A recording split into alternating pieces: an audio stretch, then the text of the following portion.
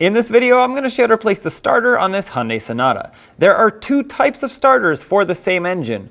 One is a 4.5 inch on the body of the starter. The other one, from here to here, is 5.5 inches. So just make sure you have the correct starter. Let's get started. Let's disconnect the negative battery terminal, which is the one that's closest to the driver's side fender. Use a 10mm wrench or socket and loosen this mounting nut up. You don't have to remove it, you just have to loosen it just enough so you can move this terminal around, pull it right up and off of the battery. This one has some corrosion on it that I'm going to clean off. The post on the battery looks okay, so I'm going to set this aside, but always inspect your connections.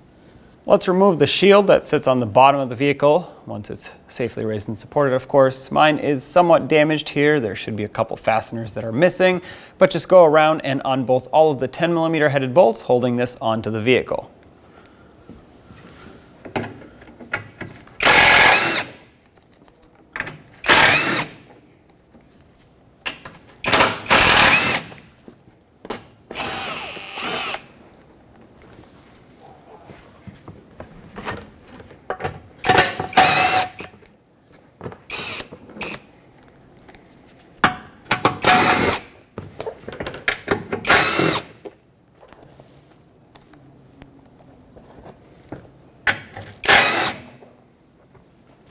Let's disconnect this engine mount, and my goal is to actually remove this bracket so we can have more space to work. Use a 14mm wrench and a 14mm socket and loosen up the through bolt that goes through this mount.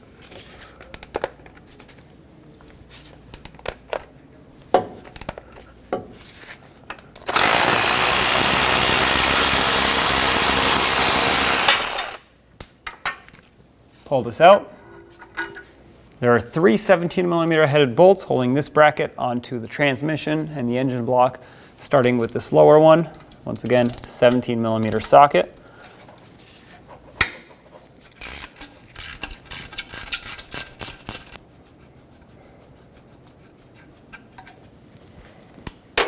And then there are two all the way up on top.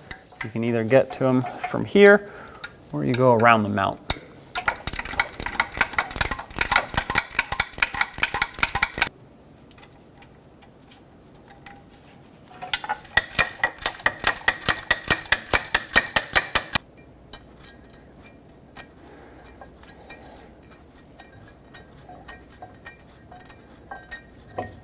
All right, there it is.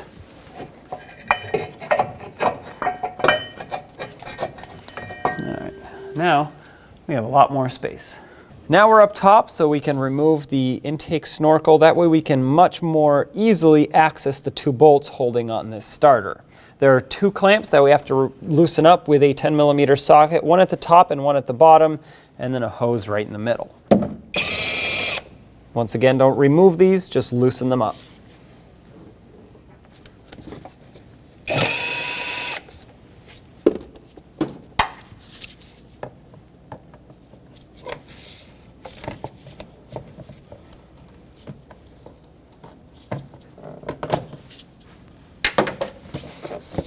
Pull this snorkel off.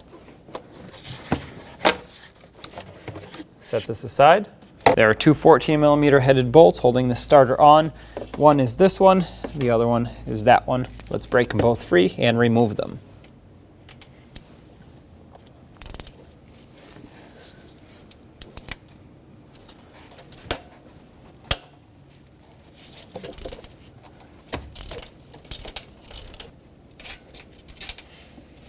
There it is.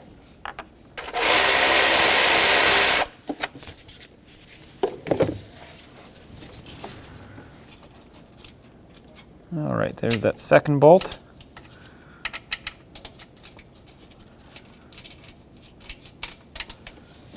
Both bolts are the same, so no need to keep them separate. Now back underneath, we can reach up for the starter, pull it backwards to get it out of the transmission, and try to slide it out of the area that it's in. Twist it, turn it. The wire should have plenty of slack for you to do that.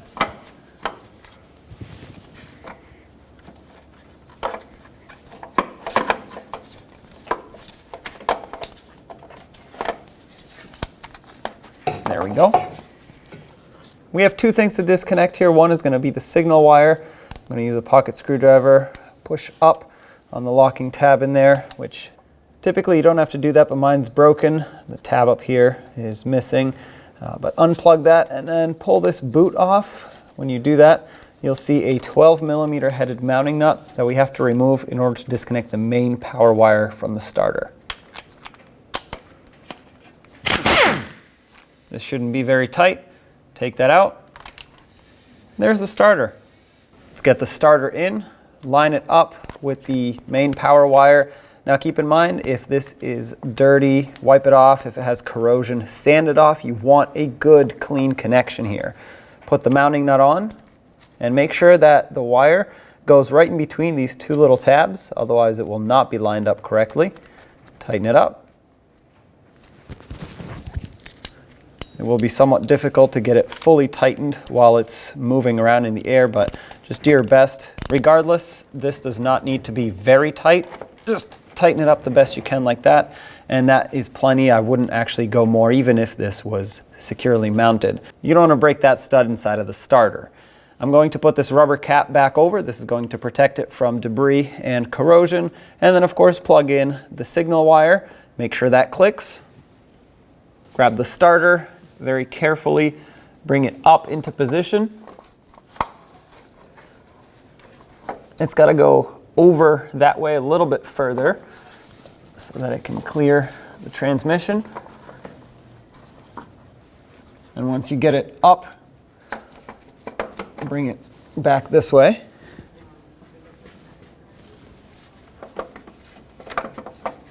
There we go. Just like that. Let's put this mount back in here while we're down underneath the vehicle.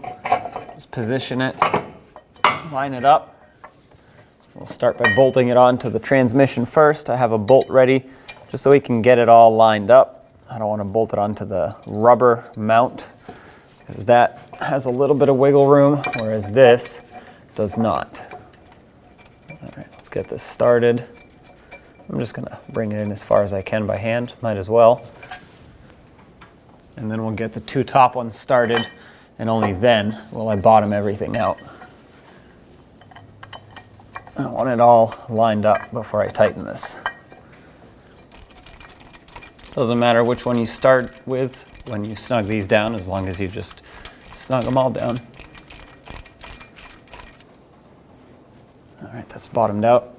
Just gonna give it about 1/8 of a turn. That should be plenty tight right there, and I'll do the same to the top ones. Unfortunately, because of the clearance, I won't be able to torque these, but as long as they're tight, that should be plenty. Get the bolt through that goes into this mount. It should line up, and put the mounting nut on the other side. Let's tighten this up. I'm going to torque this mounting nut to 40 foot-pounds. Hold the bolt if needed, if it wants to spin. I have my hand on it just to make sure it doesn't. That's it right there. Let's bring this shield up and re-secure it.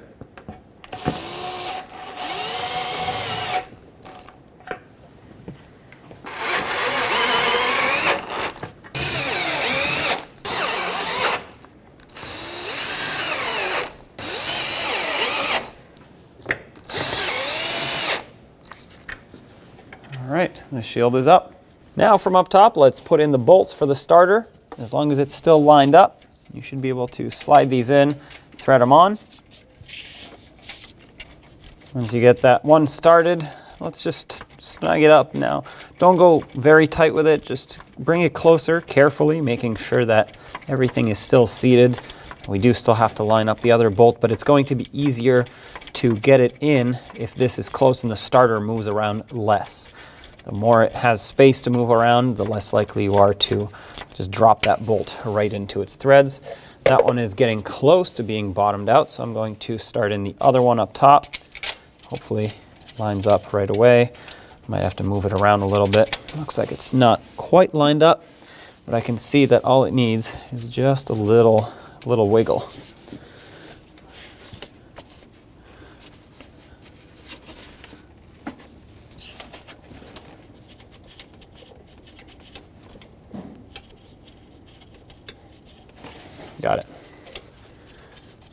Now let's bottom both of them out.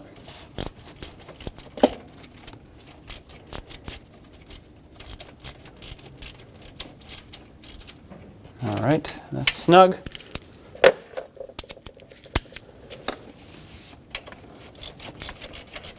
Get on to the other one, finish tightening that up. Now that these are snugged up, let's torque them to 35 foot-pounds.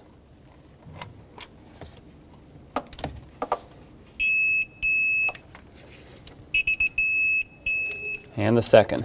Let's get the snorkel back in, drop it down on the throttle body, make sure it fully seats on there. And then on the air filter housing as well.